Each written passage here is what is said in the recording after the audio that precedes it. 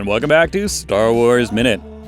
It's the daily podcast where we analyze, scrutinize, and celebrate the Star Wars movies 1 minute at a time.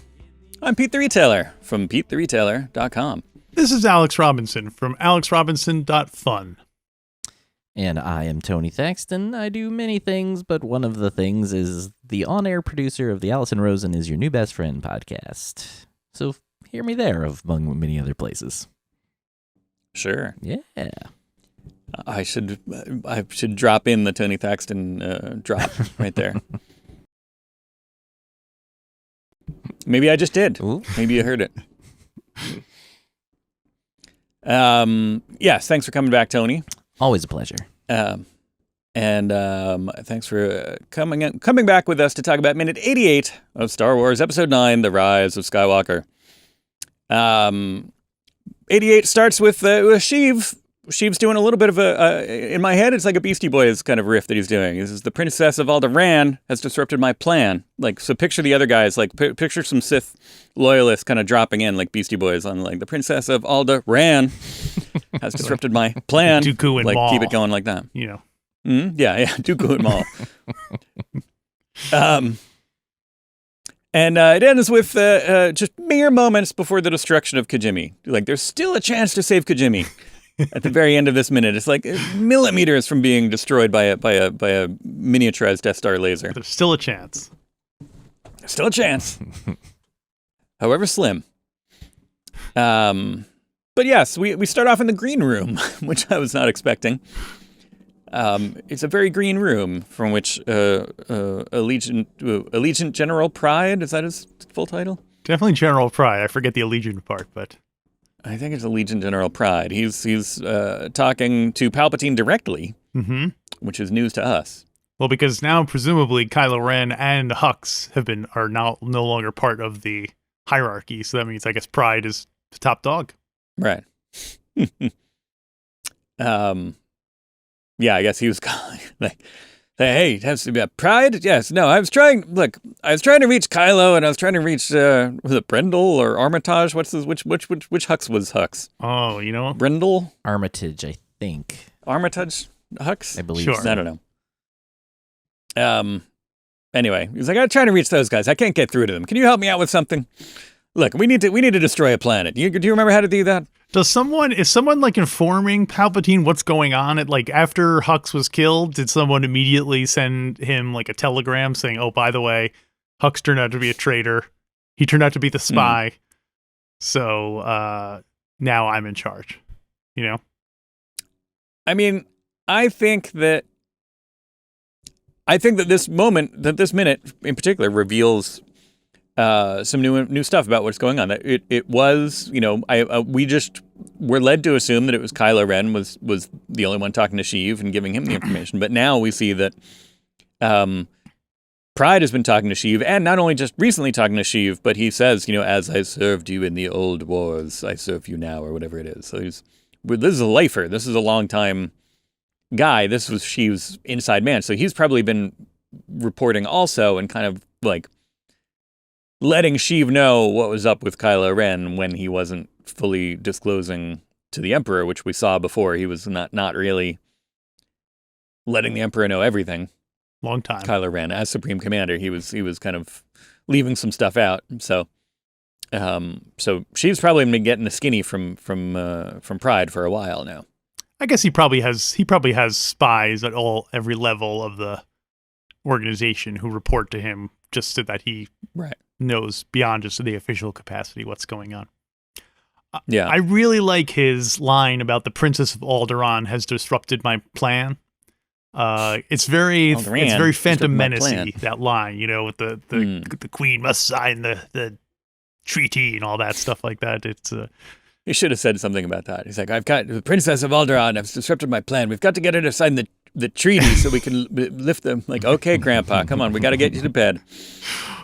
That would mean what do you do when the mad Sith Lord who runs your galaxy starts losing his marbles? Like, what do you do? What do you do? Does Sheev know? What do you do? Does Sheev know that Leia is Darth Vader's daughter? I mean, he was in the room where Darth Vader found out that Luke had a sister. But he never says, "Oh, Leia is your sister." But do you think he was just kind of like eavesdropping in, so he kind of knew what was going on? Like he could also read Luke's thoughts also and could see that it was Leia. It's just interesting that he refers to her as the Princess of Alderaan rather than the daughter of Skywalker, or right, how we refer to Luke that way, the Prince of Tatooine. Doesn't he tell Obi-Wan in Revenge of the Sith, or sorry, not Obi-Wan, but doesn't he tell Vader that she died while giving birth or something? Doesn't he say something along those lines? Because about Padme? Yes. Yeah, he alleges that Darth Vader killed her in his anger. Oh, which he okay. did I not thought he want. referenced the birth. Okay. I take it back. Cut that out. Yeah. Okay. Cut it out. You don't have to cut it out. Oh, I wasn't.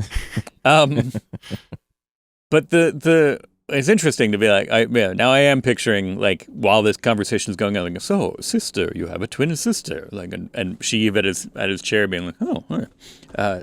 Darwak, do a Google search on Marie Skywalker, please. Like, goes through, like, takes a memo, to be like, oh, I gotta look that up. Memo to myself. Note to self. Skywalker daughter? Question mark? Would you have a little portable tape deck that he would talk into? Yeah. It would be a droid. Also, we're out of avocados. The ones that I bought are all brown now. Space avocados. Yeah. I think, if I may, it might be time for my daily dumb guy question. Okay. Play the theme music.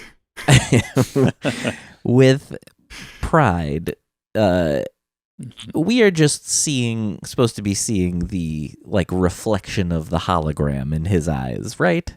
Or are we because it almost seems like they're, like, implying he's, like, something evil or ghosty is happening. Am I the only one getting that vibe? I had that same exact train of thought where I was just like, oh, is that just a reflection, or is he being, like, evilly? Is his eyes getting kind of like possessed or something?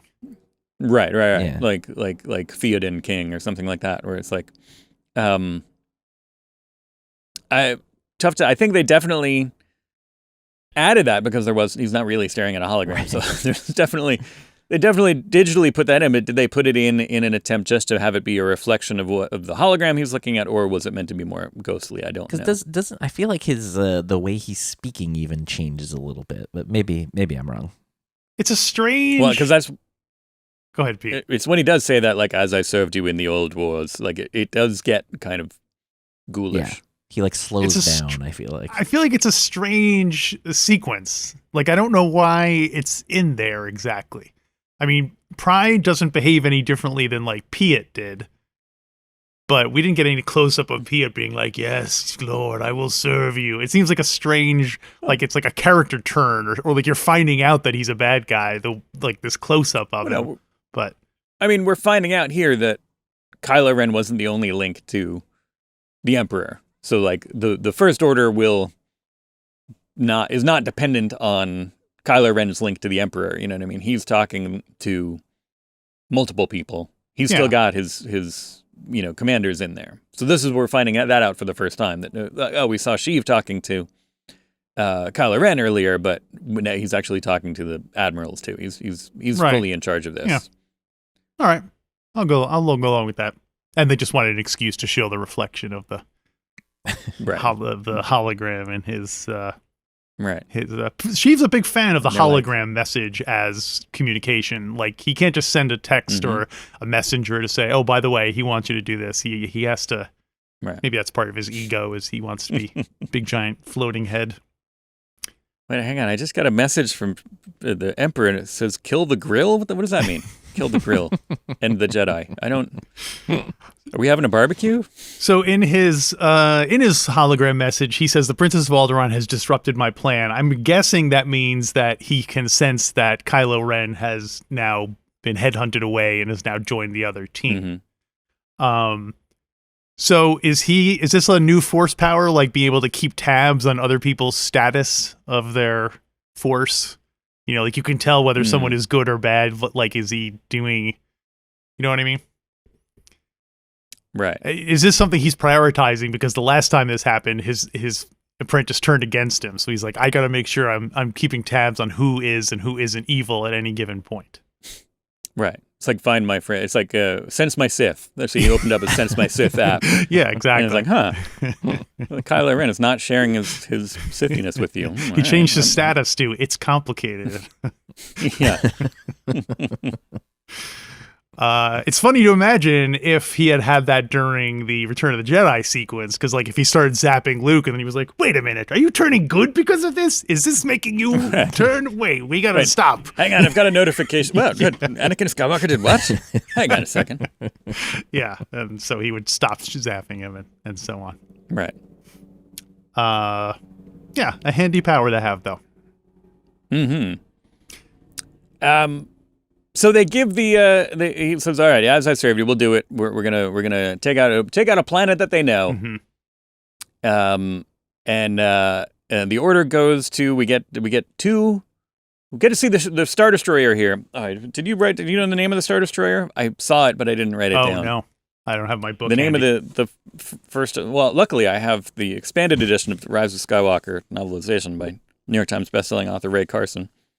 But at this point, though, let me also, I know I've been talking about this book a lot, but let me say how a pleasant little wave of nostalgia I got. And I think I was complaining about this on a weekend edition show when books do this, so they have a little like selection of photographs in the middle of the book. But here, like 2/3 of the way into the book, there's a selection of photographs from the movie. And it totally warmed my heart and made me think of the old Star Wars books that I had when I was a kid. The storybook. The storybook and stuff, because it's just all these like photos. There's some, obviously staged kind of promo photos, but then there's also like actual stills from the thing, and some of them might not even be from actual scenes. So it's pretty, I don't know, pretty neat. Made me happy. But let's see. You're just a memory. So it's General Pryde. Blah blah blah. Well, while you're researching that, sorry, I'm right. The Sith Star Destroyer. But it doesn't say what the name is. I thought I just read the name of it. Okay. Derrifan. Derrifan? Derrifan. Derriphan. How did none of us remember? Derrifan. I used to take that for my asthma, I think. Derrifan. Ask your doctor if Derrifan is right for you. Side effects may include the destruction of Kijimi. I think it's funny that he picks Kijimi to be the target when Kijimi was basically it's like blowing up the New Jersey Turnpike because they stopped there on the way to their destination. It's like someplace blow they up know. The Vince Lombardi Service Center. I can only assume that it is him saying like, all right, blow up someplace they know, and then that falling down to, let's say it's we'll talk about these officers in a second, but like that going down the chain a little bit and be like, all right, blow up someplace they know. Like, what do we know? All right, well, where were they last? Okay, well, I guess they know that planet if they went there. So let's blow that up. It's literally just kind of like, there's no strategy in it other than like, well, we know that they were there. You think he'd want to blow up the planet with Kylo Ren on it? Because A, that was where they last were, and B, Kylo Ren is no longer his apprentice. So that would be feeding two birds with one stone if he could do that. I don't know if do they know where Kylo Ren went? Other than Kylo Ren, did anybody else in the, because he said, I know where she's going and didn't. Yeah, but. Right? Didn't he left on his own. So I don't think they know where Kylo Ren went. But if they knew he was following her and that she would have to find the Wayfinder somehow, and the Wayfinder was on the wreckage of the Death Star 2, doesn't seem like it would take a huge amount of. And also, doesn't Kylo Ren have some kind of tracking device or something on him that they can find out where he is? Right. No, who knows? Or doesn't the Wayfinder know where the other Wayfinder is? Or I don't know. Yeah, all that stuff. Anyway. I guess I was like, does Sheev know where the Wayfinder? Of course, he set up the whole. He's the games all master. part of He his set up the plan. whole thing with the knife and the whole thing for them to find it. Yeah. So of course he knows that. So he. Oh, but he needs that to be there though. Yeah. Like I blow up someplace they know. Not the Moon of Endor. No, not Kifbeer. Don't blow that up. My stuff is there still. I'm gonna need that. But And I'm a little. Now it's my it's my turn to be the dumb guy. oh, good. So he says, okay, Kylo Ren is out of the picture. My plan has been disrupted. Let's blow up a planet that they know so that she will come and her friends will follow. That's what he says in the thing. So why are they they're blowing up Kijimi so that will get Rey to come to Exegol? I think so. I don't know. Yeah. But before he didn't want her to come to Exegol. He wanted to kind of kill her, but now he's like, okay. And his plan has been disrupted. Yeah. So why not just like transmit the plans to Exegol and say, okay, Rey, come get me. You know, why? He doesn't know that she knows where he is. So why would blowing up Kijimi make any difference? And also, why not just send the whole fleet and blow up all the planets? Why are you... Yeah. What's the... Well, this is kind of like a test. They're not, they put up a big front, but this was specifically there as this is like the advance, the forefront of the attack. They're knowing that, like, okay, let's make sure this works so we can do this whole thing. Right. So they didn't test it on a planet already. They're like, let's wait till we announce that we're about to invade, and now we'll test that weapon out.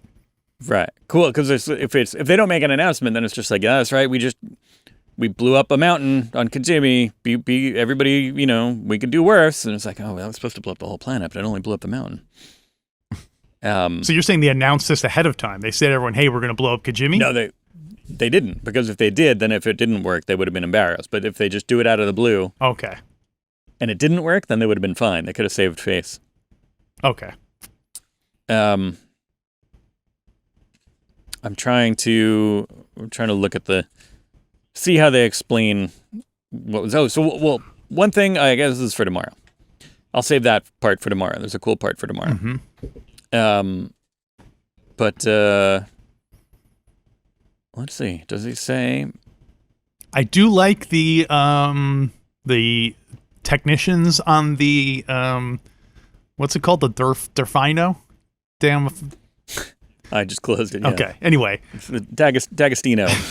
I like that they have the red helmets. I wish they had kind of pushed that further, like have it all red, and like. Yeah, that's our first time seeing that, right? Yeah. I like it just a little bit. This totally. I think I've said this before, but it very much reminds me of in when G.I. Joe was the going concern, and they had alternate versions of stuff that were Sears exclusives that were just basically like repaints. They're molded in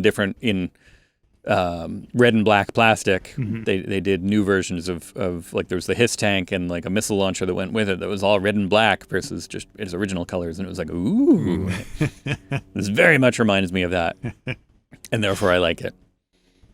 Yeah, I think the whole inside should all be red to differentiate. I think that's overboard. I think you need the black to kind of give it a little bit like, similar, but also look at it. It should be red and white, so it looks like a White Stripes video filmed in a Target. Yeah.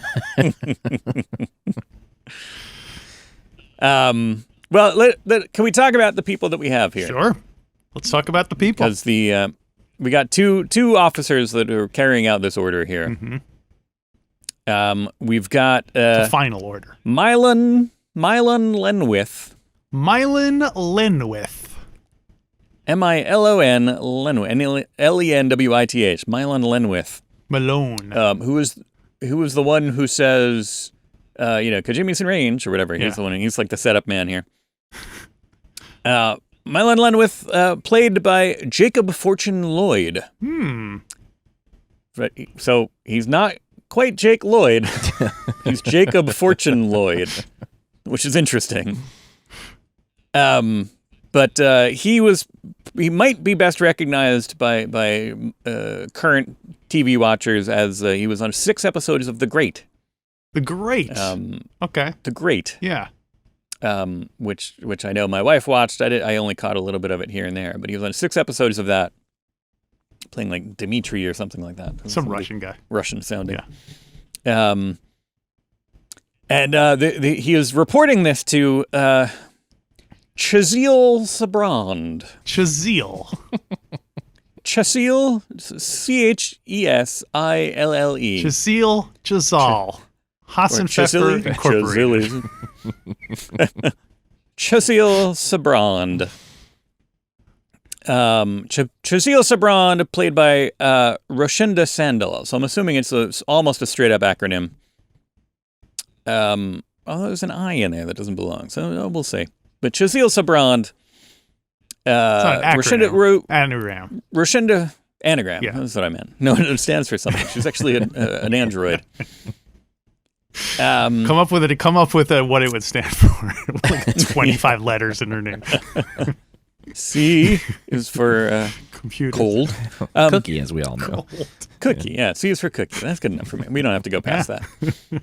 Yes, Roshinda Sandal was on, she was on 6 episodes of Doctor Who, somewhat recently. So, but she also, for British viewers, apparently had memorable roles in Line of Duty and Criminal UK.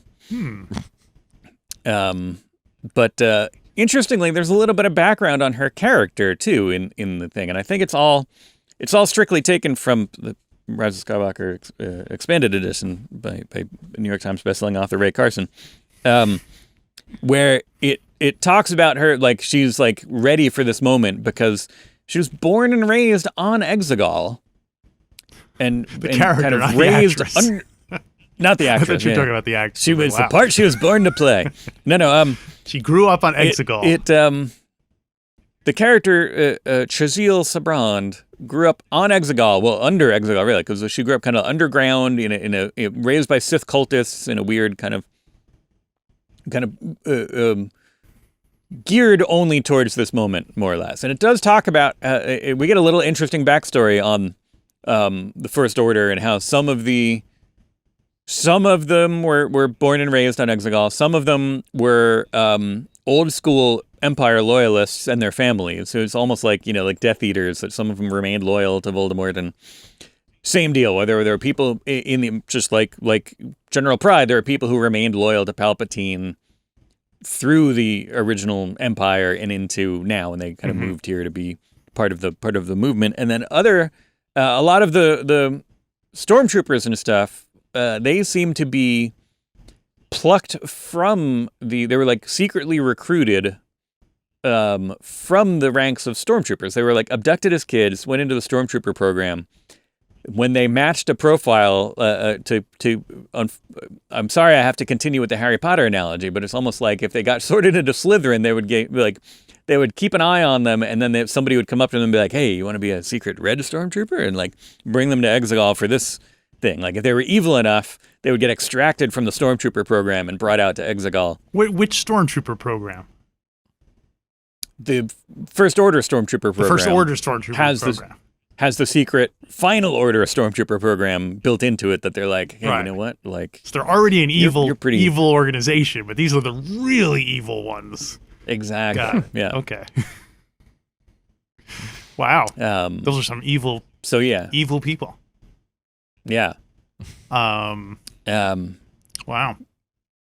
Boy, imagine being lured to go live on Exegol. That must have been a hard sell for those Imperial families. Hey, I know we're living here on Coruscant, where it's a beautiful cosmopolitan city, but what do you think about living in these old caves beneath this lightning planet? Or do we just see it on a bad day? It's normally very sunny, and we just happen to catch it at a bad time. It's always sunny on Exegol. The one rainy day of an Exegol that we happen to be there. It's classic.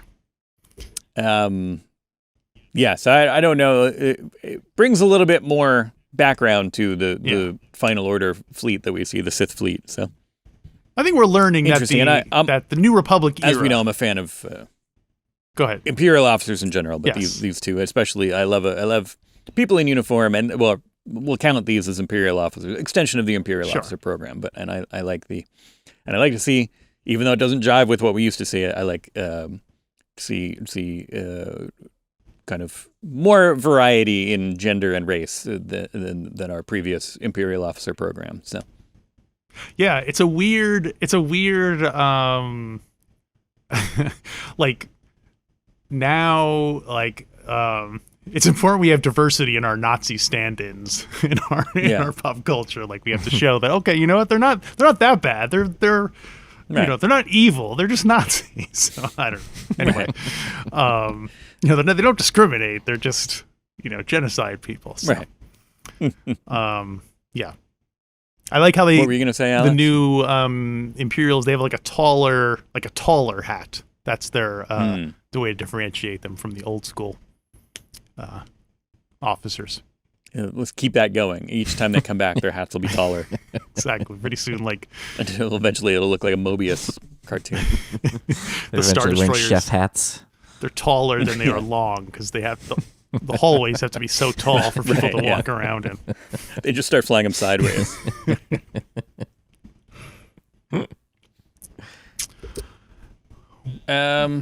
Sears Cobra. That was my last note. Did you? It does totally sound like one of those like 80s throwback band, like a synthwave band or something like that. Sears Cobra. Sears Cobra. Yeah, Sears is defunct, right? There are still one or two. Are there still one or two around. Searses around? I think they got bought by Amazon. Kmart or something a while ago, Yeah. but then even Yeah, Kmart but Kmart's gone too, right? is gone. But I think there still is one or two Sears stores operating as a Sears. Wow. Good for them. I used to love that catalog. Oh yeah, Mm-hmm. that's the thing that must sound so insane now to say to younger people. Used to love the Sears catalog. Let me tell you, I totally, I guess was it last Christmas? I Yeah. gave you my heart. Yeah. Beat me to it. When sorry, I should have let you have that one. You're the bizarre albums guy. And the Christmas That's guy. not a bizarre album. And the Christmas guy. That's true. No, I think it was last Christmas where Amazon sent out basically a catalog, Right. a magazine, Gift book. a printed catalog of stuff. Yeah. And my kids went nuts for it, and they were circling, and so it does carry over. Hey, good to know. The spirit of it carries over, but I don't know. I think it's universal. That inner greed of children is always going to be. It's universal. Well, plus Yeah. it's you can write on it, and it's more manageable. It's like Mm-hmm. here's like the best of the toys, not just like let's go browse around Amazon and see the million billion toys they have. You know, Right. And there's pictures of them like out of the boxes, Yeah, which totally. is cool too. Mm-hmm. Like the HISS tank and the Yeah. rocket launcher thing. I wonder- in red. because when I was a kid and I looked through this year's catalog, of course the first 2/3 of it you would look at because it was all boring adult grown up stuff. I wonder if I Yeah. looked at it now as a boring adult grown up, would I find that first 2/3 interesting? Am I interested in car parts and slacks? and Joni's cards, those gift cards. Right. Car parts and slacks. Car parts and slacks. The Alex Robinson story. I do remember that in my head. I don't remember what section it was, but I remember thinking like, "Oh, I'm getting older because I'm looking at another section besides the toys." Maybe it was like electronics or something like that. That I was looking at another section besides just the toys in the Sears catalog one year, and I was like, "Oh, I must be getting older." Yeah, there's that kind of brackish part before the toys start where it's like science kits Right. and, bicycles and things like that you not necessarily Yeah. just kids want. So, yeah. Good old Sears. That's all. Good old Sears. That's all I have for minute well, number since, 88. Since we're talking about the Sears wish book, we must be done with this minute. Tony, can you come back tomorrow for another I'll minute? do it. All right, do it. Duet. In the meantime, hey, do you want the? We should totally print out a physical catalog of all the stuff available at StarWarsMinute.com/merch. Oh, that would be so awesome, actually. That would be a fun thing to do a holiday gift. Then we'll send it to just the Patreons. The people who are already supporting us, giving us money, let's send them a catalog so they can buy more stuff. Bentley Yeah, agrees. the idea Let's got the do, dog awake. Yeah. Money? He was like, "Brr?" Catalog. But check out StarWarsMinute.com/merch. It's almost time for you to start thinking about holiday shopping, right? Almost. Yeah. It depends on what holidays you're celebrating. Sure. If you're thinking about our birthdays, you're too late for Alex's. Borderline for mine. Right on time for That's Tony. right. So Just right. So go do your shopping now. And we have all kinds of shirts, shower curtains, skateboards, notepads, all kinds of things. Over at StarWarsMinute.com/merch. Lots of fun designs. And order some stuff. Meet us back here tomorrow. Brand new episode, Star Wars Minute. Star Wars Minute.